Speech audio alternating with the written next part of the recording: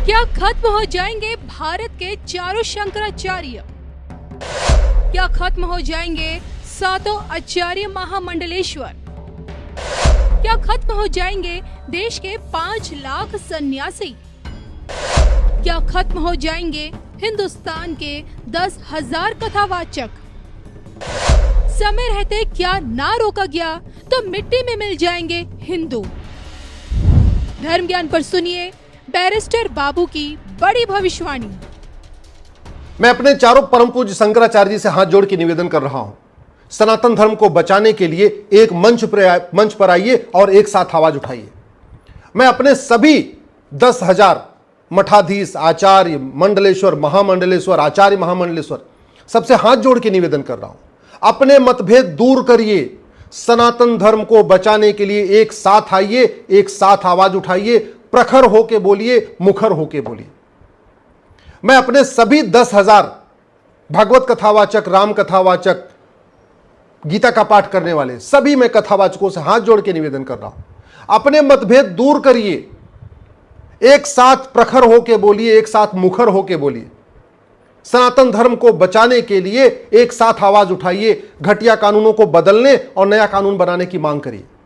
मैं अभी अपने सभी 5 लाख सन्यासियों से जो अलग अलग अखाड़ों में बटे हुए सबसे कह रहा हूं, बटिए मत, एक साथ आइए, एक साथ आवाज उठाइए।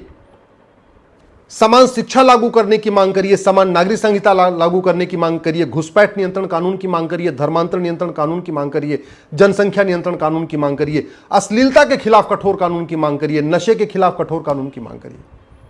मैं अपने सभी 5 लाख पंडा पुजारी जो अलग अलग मठ मंदिरों में हैं, जो अलग अलग मंदिरों में हैं, सबसे हाथ जोड़ के निवेदन कर रहा हूं, सनातन धर्म को बचाने के लिए एक साथ आइए, एक साथ आवाज उठाइए। क्योंकि अगर हिंदू खत्म हो जाएंगे तो मठ मंदिर भी खत्म हो जाएंगे, हिंदू खत्म हो जाएंगे तो शंकराचार्य की चारों पीठ खत्म हो जाएगी, वहां अवैध कब्जा हो जाएगा। हिंदू खत्म हो जाएंगे तो न मंडलेश्वर बचेंगे, न महामंडलेश्वर बचेंगे, न आचार्य बचेंगे, न आचार्य सभा बचेगी, सब खत्म हो जाएंगे। और जो बड़े बड़े आश्रम बने हैं, जो बड़े बड़े मठ बने हुए हैं 400 कमरे 500 कमरे के, वहां कब्जा हो जाएगा। अगर हिंदू खत्म हो जाएगा तो कोई कथा सुनने नहीं आएगा। हिंदू खत्म हो जाएगा तो जितने 5 लाख सन्यासी हैं इनको भी भगवा उतार दिया जाएगा, इनको भी कन्वर्ट होना पड़ेगा। मैं कड़वी बात कह रहा हूं। अफगानिस्तान में जो पहले भारत का हिस्सा था, न वहां शंकराचार्य बचे हैं, न महामंडलेश्वर बचे हैं, न मठाधीश बचे हैं, न कोई कथावाचक बचा है, न वहां न कोई पंडा बचा है, न कोई पुजारी बचा है, सब खत्म हो चुके। पाकिस्तान जो भारत का हिस्सा था, वहां पे भी मठ थे, वहां पे मंदिर थे, वहां मठाधीश थे, वहां आचार्य थे, कथा करने वाले थे, सारे खत्म हो चुके।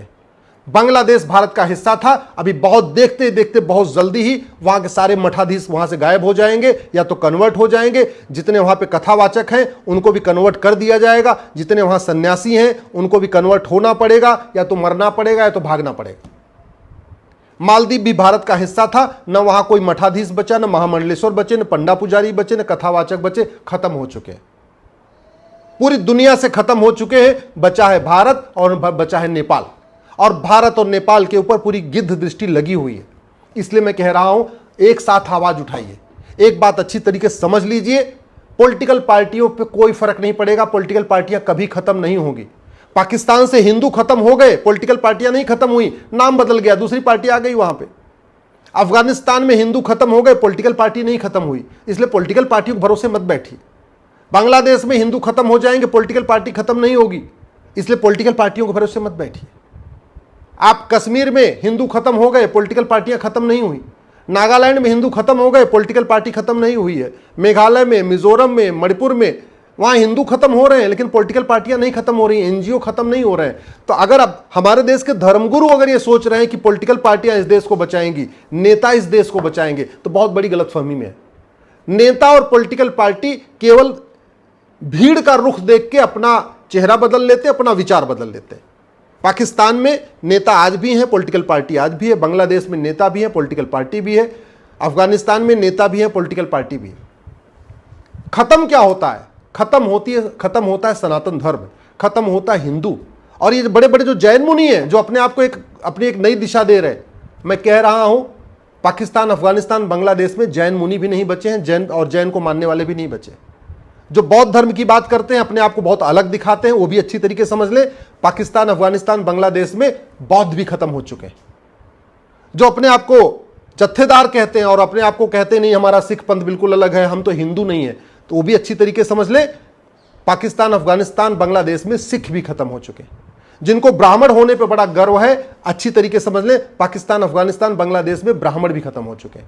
जिनको छत्री होने पे बड़ा गर्व है, अच्छी तरीके समझ ले, पाकिस्तान, अफगानिस्तान, बांग्लादेश में छत्री भी खत्म हो चुके हैं। ये जो वैश्य और माहेश्वरी और जो अपने आप को बहुत उनको अपना गर्व है कि मैं तो मारवाड़ी हूं, मैं तो वैश्य हूं, मैं तो ये अग्रवाल हूं, मैं तो इस समाज का हूं, अच्छी तरीके समझ ले, पाकिस्तान, अफगानिस्तान, बांग्लादेश में न वैश्य बचे, न मारवाड़ी बचे, न जैन बचे, सारे खत्म हो चुके, न अग्रवाल समाज के लोग बचे। जिनको लगता नहीं हम तो दलित हैं, हमको तो कुछ होगा नहीं, ये तो झगड़ा केवल ब्राह्मणों का है, अच्छी तरीके समझ लीजिए, पाकिस्तान, अफगानिस्तान, बांग्लादेश में कोई दलित नहीं बचा है, कश्मीर में कोई दलित नहीं बचा है, नागालैंड, मिजोरम, मेघालय की स्थिति आप देख रहे हैं। अगर आप जातियों में बटे रहेंगे, आप खत्म होंगे। अगर आप पंथ के आधार पर बटे रहेंगे, मैं हिंदू हूं, मैं जैन हूं, मैं बौद्ध हूं, सिख हूं, आपका खत्म होना तय है। जब तक आप एक मुट्ठी के तरीके सनातनी नहीं बनेंगे, आपका खत्म होना निश्चित है। और ये हिंदू धर्म को, सनातन धर्म को कोई नेता अभिनेता नहीं बचा पाएगा, कोई लेखक बुद्धिजीवी नहीं बचा पाएगा, कोई पत्रकार कलमकार नहीं बचा पाएगा।